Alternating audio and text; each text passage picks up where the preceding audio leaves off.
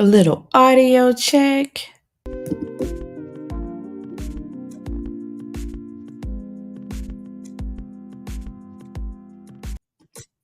I think I'm good. I'm just going to roll with it. It's your girl Duchess here for another review, guys. Basketball Wives LA just went off, and I decided to do kind of like a live recap. I have to get better with my lives and kind of the flow of it all. So I am going to torture you guys with just a run through of this episode. So let's get into it. They're planning for Brooke's independence party, and Jen and Ev get together to talk about the Shawnee Rosa of it all. They're recapping and they talk about the funny banter piece. When Jackie stood up and opened up the coat and started like talking about her body and they was going back and forth, like taking jabs. Jen was kind of cringing, like, I mean, you never know how far Jackie will go when she's in that zone. And she says she's fine with her apology. She just kind of wants to know why. Evelyn tells her that she likes her body or whatever. Um, and I thought it was kind of like a good thing, I guess, that they are reminiscing on the fun parts of Jackie, and that's what they miss about her. So, um, Jacielle is welcoming her boo home. She's got balloons, MVP balloons to be exact. She was awarded the MVP in her league overseas. And so she was really happy about that. They're really cute together, and they only have about a week before the wedding, guys. Um, so in the next scene, we're at Brick's independent party. And Evelyn kind of asked everybody what they think about Kevin. So they're at the independence party. Brooke hasn't gotten there yet. So everybody's kind of getting their drinks and getting their flow going. And Evelyn pops this question, and everyone's like, well, he seems nice. She seems really happy with him. Um, I think the theme for most of the girls is, if Brooke is happy, then they're happy. So, yeah, I think there's their thing.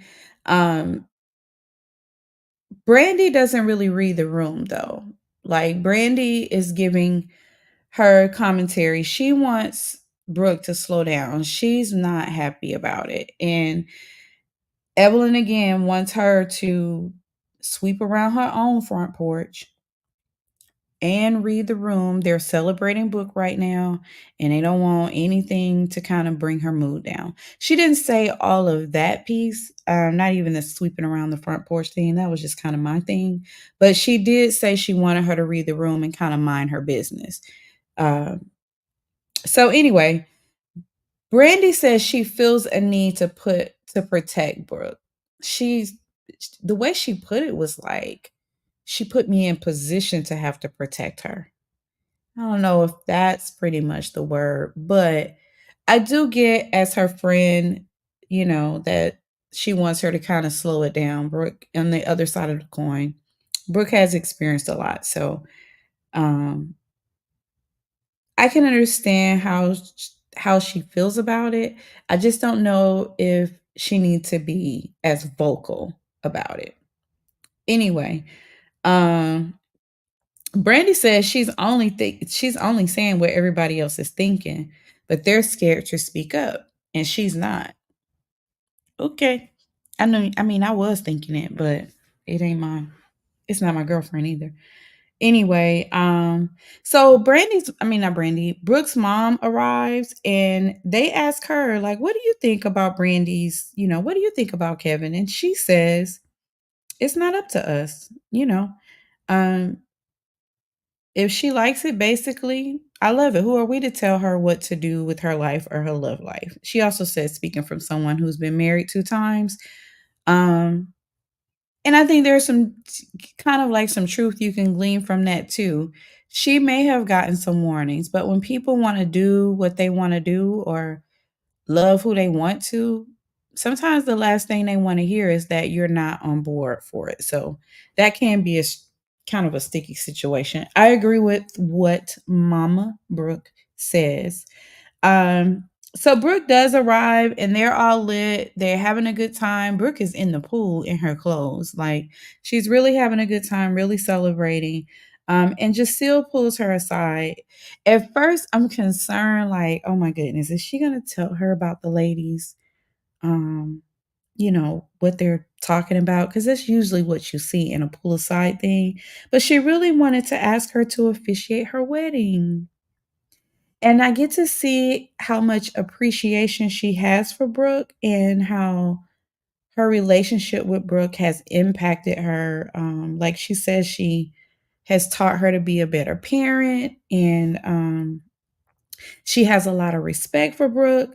So I thought that that was really sweet and especially special that she wanted her to officiate her wedding. Like she feels like family. And y'all, I love me a good sister girl moment. So I appreciated that from Jacielle. Um Brooke's mom is tossed up. They're like, when Jacielle and Brooke return back from their conversation, they're like, you need to go check on your mama. She may have had a little bit too much to drink. Lord, her mom is over there slumped over.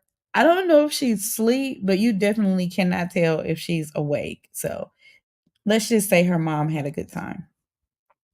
Jen meets with her movie people. It's just kind of like a little phone FaceTime kind of thing. And she's slowing it down. Like she's not happy with the way it's coming out. She wants it to be really good. So she decides to slow it down a little bit. Um, at some point in this, Jen mentions the stress about Christian and his restitution thing and like the pressures of all of that with the wedding. It's just like a brief little blip, but I guess it's worth a mention. Girl, we knew that was gonna stress you out though, honey. Glad you didn't come into the light, Caroline. Come on in. Anyway, Brooke, in the next scene, Brooke is home shopping because she and Kevin are supposed to be moving in. So she's looking at homes with a real estate person. She really only gets to one of them because they had five lined up, but Kevin kind of stood her up again. Or at least he didn't. I wouldn't say that he didn't stand, he stood her up because he did communicate it, but he's not there to support her. And he's not very active in this home thing. And just as I'm saying, the red flags are waving because his availability is really a issue. Um, like they're waving, and girl, Brooke, I'm concerned, but we don't have to be that concerned because we learn later that Brooke does break up with him. Good job, Brooke. Anyway, so Brandy and Brooke meet up. Brandy asks about her man. And that's when we learn that they break up. And Brooke told her, listen, I don't want to hear the I told you so's. Um, she gives her a little bit of detail, like his availability, like they're still cool. If she felt like he was the fitting piece to her puzzle. So she hasn't quite closed the door even though they've broken up. If he can get it together, there's room for him to kind of circle back. And I guess that's what Brandy has an issue with. Um, because even though Brooke told her, I don't want to hear the I told you so's, they still kind of get into the I told you so's. Um, Not specifically, but she's just like, girl, what are you doing? Um, and she kind of runs down why she was cautioning Brooke to slow down. And they get into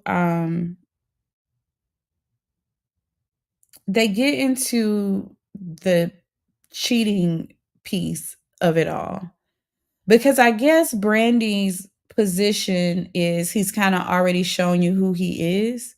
So why are you going down that road? And Brooke tells her, listen, you were trying to get me to stay with my ex-husband and he cheated on me. So basically, I hear you, but that doesn't mean I have to take your word for it. And Brandy was like, he only cheated that one time.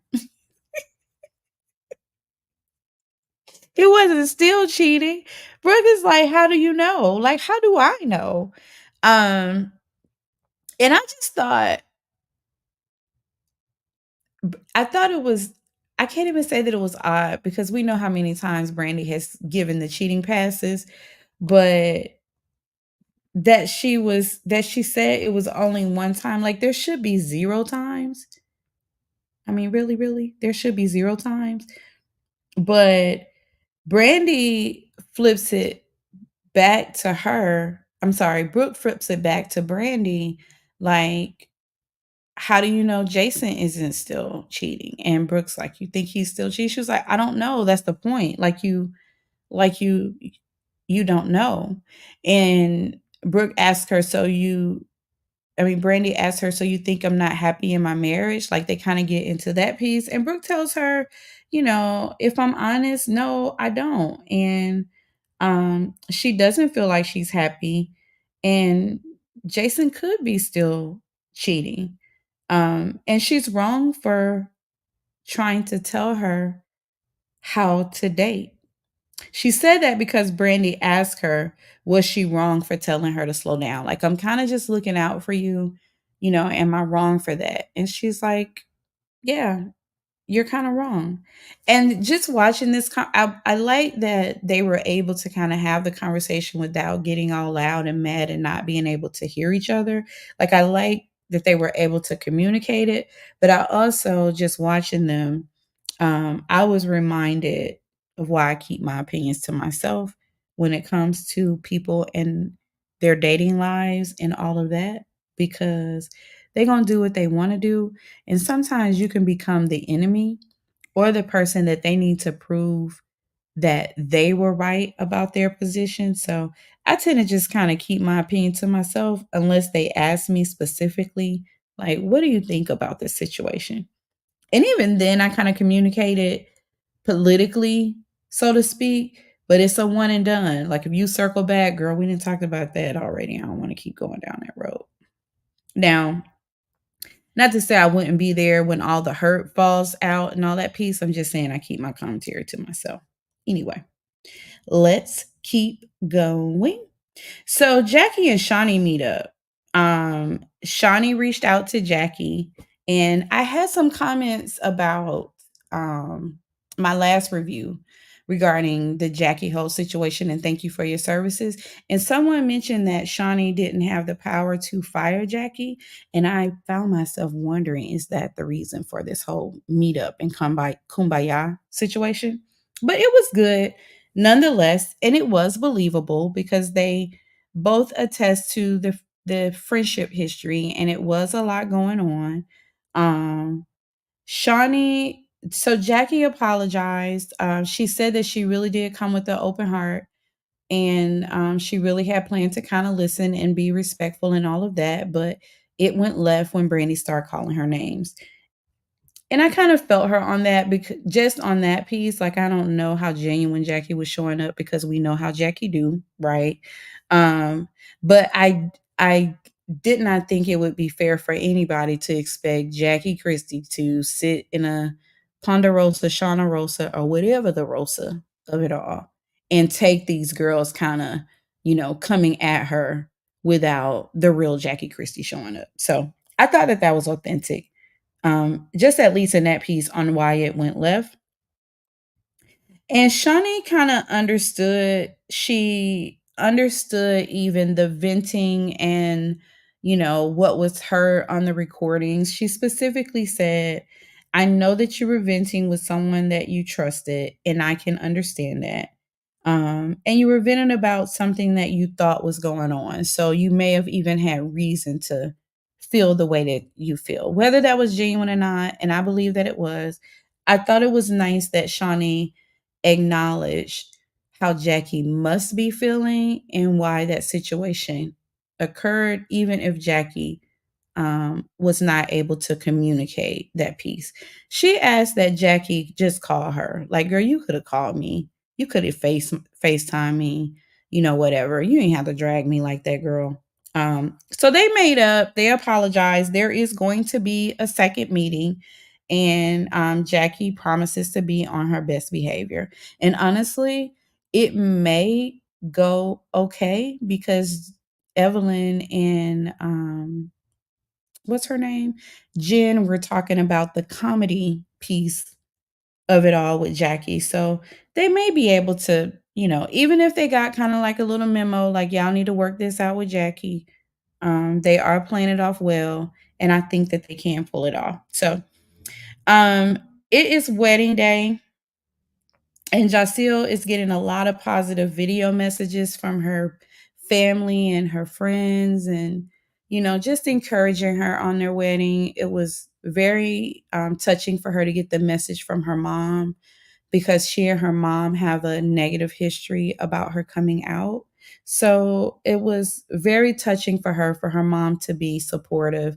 She felt like she can go forward with her mom's blessing, and that was huge. She was very emotional. It was really sweet, and I'm glad she got that support because she is getting married and she didn't have any family there. So I like that setting. The setting is beautiful. It's an outside wedding. Everything looked good. Brooke and Ev get some alone time because, of course, Brooke is there early because she's officiating, and Evelyn is there early, I guess, because she's punctual. Who knows? But they get some alone time, and Brooke lets Evelyn know about the breakup. And of course, Evelyn get it. She's had her share of breakups. So the rest of the ladies do arrive. And Brooke is hoping that Brandy kind of minds her business and doesn't bring up her breakup situation because she shared that with Brooke she shared that with Brandy when they meet up. And Brandy doesn't. And y'all know I like Brandy. I think Brandy is sweet, but she knows that they've broken up, and she's like, okay, we got this one wedding down and we got two more to go. Two more meaning Jen's wedding and Brooke's wedding, but you know that there's not going to be a wedding. So what type of time are you on? And I'm seeing a little bit or reminded a little bit of Brandy's passive aggressive kind of communication style because that was a bit passive aggressive, I guess you can say. Anyway, the wedding gets started and Jacielle looks beautiful and Natasha is crying. um Jacielle is talking about how easy the relationship is, like it's the easiest relationship she's ever had. Um and how Natasha just really just loves her for her. Natasha's does her vows and they are just as beautiful. She talks about her role for her and what she intends to do for her and her boys, her appreciation for what she does for the family. It's a wedding and they're giving their vows, and you expect for it to be beautiful and sweet and all of that. But it really was, and it also seemed very, very genuine. So, Jacielle, her vows are much, much more feely, but they're just as sweet and just as beautiful. You can tell the love is real, and they seem to have kind of like a great balance. And I love that for them. I'm happy for them in this moment. It was really sweet. They give me hope, y'all. I mean, don't get it twisted. I'm straight as an ironing board, okay? So hopefully the dating pool does not have me dipping my toe in that area. I really don't see that happening. I think that it's all beautiful, but it's just not my jam. But to see how they've kind of seemed to have found their person and talk about how easy the love is and loving each other for, just who they are and the balance of it all, like it is something to aspire to have. So they do give me hope. Anyway, let's keep going. So everyone is hanging after the wedding. Like the wedding is done. Brooke did a great job officiating it, and they're kind of celebrating, just kind of hanging around. A girls' trip is coming. Yay. I was excited to hear about that. Um, Now Brandy is telling Jen Brooke's business about this breakup. because Jen kind of has some questions about, like I guess it feels odd or something. I don't know. But she's telling her, and Ev is just kind of sitting there listening, but you can tell that she's not feeling it. And she excuses herself and she meets Brooke over at the bar. She asks the ladies, "Do you want something to drink?" And so she kind of takes their order and she kind of gets away from the scene. She meets Brooke over at the bar and lets Brooke know that Brandy is over there spilling the tea about her relationship with Kev to Jen. And Brooke is like, "Why is she doing that?" You know, it was like, "I don't know. Um, I don't know, but she is, girl." So I love Brooke's response because Brooke is like, "Listen, this is Jacielle's day. I'm not gonna ruin her day. I will address Brandy later. I'm just gonna go ahead and go because I definitely can't sit over there with her." Um, and Brooke is a hothead. Well, I don't know if she's a hothead, but Brooke don't have a problem of going all the way there. I've never seen her put hands on someone, but when she really gets to that level, like how she told Jackie that she'll beat her down with that taco in her hand, I'd be really concerned for people. So I was glad that was the position that she took, and she did exactly that. She came over, she said her goodbyes to Jaciel personally. And she was like, "I'm gonna go ahead and go." And they're like, "You leaving? Like, what's going on? Like, why you leaving? What's up, what's up, what's up, what's up, what's up?" You know? She's like, "Yeah, yeah, yeah, I'm gonna go ahead and go." And when she gets around to Brandy, Brandy's like, "No hug, no, whatever." And it's of course it's kind of, I guess, reminiscent of the last moment that they had when Brandy had said too much. And so she turns to Evelyn and is like, "What did you tell her? Like, she don't even want to hug me? Like, that's weird." And so Ev was honest. She was like, "Listen, I told her you was over here telling her business, basically, you know?" And Brandy says, "I didn't understand the big issue. Like, we all were talking about it. Like, we've all been talking about it. Like, what's the big issue?" I think the big issue is that she hadn't told everyone about the breakup, or maybe that's a change in the status of the relationship, so she wanted to be the one to bring the news. Like, I really do. I don't think I would say that Brandy was gossiping, and I would say that Brandy must feel some type of residual something from she and Brooke's conversation. And I like Brandy, but she was talking too much. And I don't think it was a good look to be telling Jen about like a breakup. That's even though, it maybe it's not news to everyone. Maybe it's for the best. Maybe you're excited about it. I don't think it was her business to tell. So, and I can't say that Evelyn was being messy by letting Brooke know about it, because why would you want her to kind of walk into that? So I just like the way that Brooke handled it. And she went ahead and left. And I thought that that was the best thing because they really would have gotten into an argument. Um, they definitely would have gotten into an argument because Brooke doesn't understand what the issue is. And she is blaming Evelyn for sticking her nose in everybody's business. And of course, Evelyn is on Brooke's neck. Not really, but Evelyn is annoyed that, not Brooke, I'm sorry, that Brandy is not minding her business and leaving Brooke's kind of breakup information for her to tell. So they kind of back to pointing their finger at each other. Um, but anyway, that was Basketball Wives LA. What do you guys think about Jackie and Shaunie and the makeup of it all? I guess it was to be expected. Um, Possibly the real producers had something to do with that. I don't know. But it was good to see that there weren't that their conversation went well, and I don't think it was fake from what I could tell. So, yeah, they're supposed to meet up and have this conversation. I'm interested to see how that is going to go. And Brandy girl, I ride with you a lot, but you were wrong. Sorry. You were wrong, child. Anyway, trivia question. If you're at the end of this video, I'm going to pop it up here. Love and Marriage Huntsville. I decided to review it.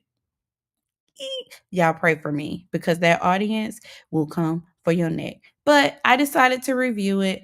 And how many messy plots are there in the LAMH review? That is about to post. I've just been doing my edits and making sure that, all my T's are crossed and my I's are dotted because it's some tricky waters to navigate that Love and Marriage Huntsville crowd. But I mean, I was interested in the drama that they're supposed to be bringing in this post review. So if I'm going to watch it, why not review it? Let's hope I survive. Anyway, it's your girl Duchess. Drop in the comments and let me know what you think about Basketball Wives LA.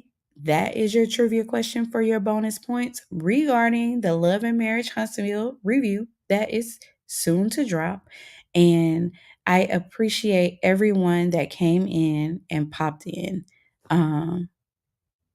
It's your girl Duchess, and I'm out.